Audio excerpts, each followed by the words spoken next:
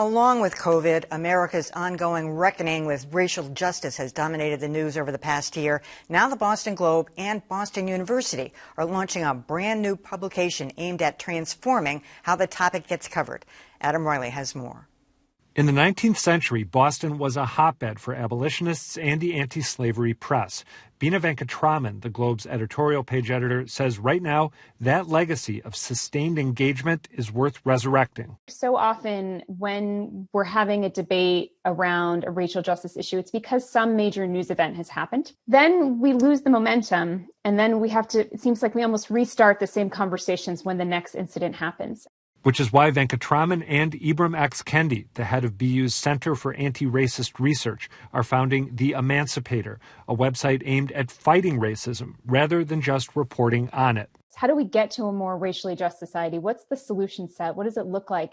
The Emancipator still has to hire 2 co-editors, but its board is packed with big names, and Globe columnist Kimberly Atkins has already been tapped to write a biweekly newsletter, Unbound.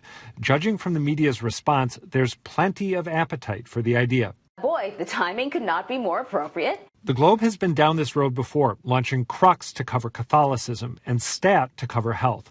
Crux petered out, but Stat has thrived, especially during COVID, when reporting that might have seemed niche suddenly didn't. Like COVID, America's racial reckoning is ubiquitous right now, and there's no resolution in sight.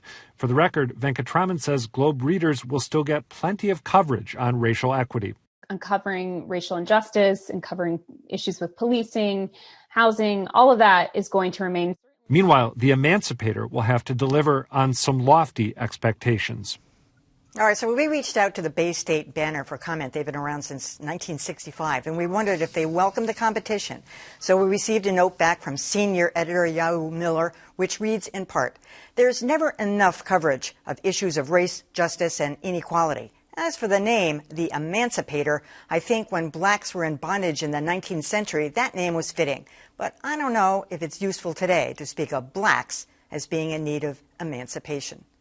You know, Paul, I have noticed over the past year, and I've remarked on it here several times, that the Boston Globe has done a complete transformation already. You know, every single story they do now, they include black people in every story, whether it's apple picking or every photograph. They've made an enormous transformation. They said they would do that after the death of George Floyd. They've done it. They've stuck to it. They haven't wavered off of it. And now I'm wondering if this is necessary. What do you think? Well, they're making up for a lot of lost time, which is kind of nice. You know, when I read about the Emancipator, my heart leapt with joy. I mean, I was really excited. And when I saw the blue ribbon panel, you know, fantastic people on that panel. And so I'm really, you know, enthusiastic about the Globe restarting the Emancipator. But at this, you know, people of color need forums like this to be able to get together and formulate their thoughts and debate ideas, come together and rally behind each other. But I don't think they need 2 white institutions, BU and the Boston Globe, to necessarily supervise this operation. And it makes me feel also that the Emancipator looks very highbrow, and that this is a little bit like teaching to the choir instead of reaching out and trying to find the people who don't go to church. And so I feel like, you know, this may be a very good diversity project, but not necessarily fully inclusive. And I want to see that. Yeah, I mean, I think this is sort of a promising project. It's a little different from what they've been doing, Emily, that you described, because this is really out of the opinion page, right? So this isn't the same sort of thing hopefully you'll be seeing in the Globe. It's a different kind of sort of opinion-based, ideas-based storytelling. So, you know, in that respect, I think, look, there's a lot going on in this country. This racial awakening has really changed the way a lot of people are thinking. And I think having more room to discuss those things is good. And I think the fact that the business model is philanthropic as opposed to Crux, which tried to work off advertising and never really was able to do that, gives it, you know, more of a chance of real success. I think this is a great idea, long overdue. I'm really looking forward to what they come up with the Emancipator. I think Paul makes some good points about things to watch out for, and I think that the best way to go ahead with a project like this is to launch. And then once you've launched, you kind of see what you've got and you make adjustments along the way. I think the idea of competition with the Bay State Banner is interesting, but I see the Bay State Banner as sort of a community newspaper that fills an incredibly valuable niche. This seems to be more national in scope. And finally, we keep burying Crux. Crux is alive and well. It never went away. Well, I don't know how well it is. It did. Take a look. It looks pretty good. It just isn't any longer under the ownership of the Globe.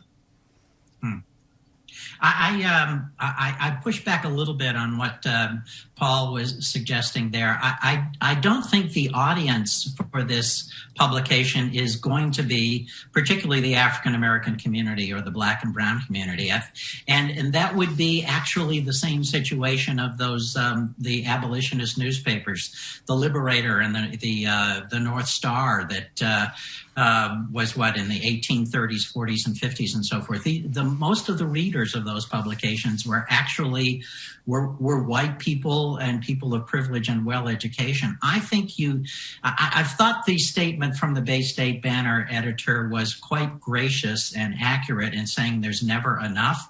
And what I would expect to see in this, and by the way, I clearly have a conflict coming from Boston University, but what I would expect to see is a publication that is informing largely Black and Brown people about issues that might inform their behavior, and hopefully that will elevate all in all as we strive toward equality. So I'm delighted to see this, and I think they may find a niche.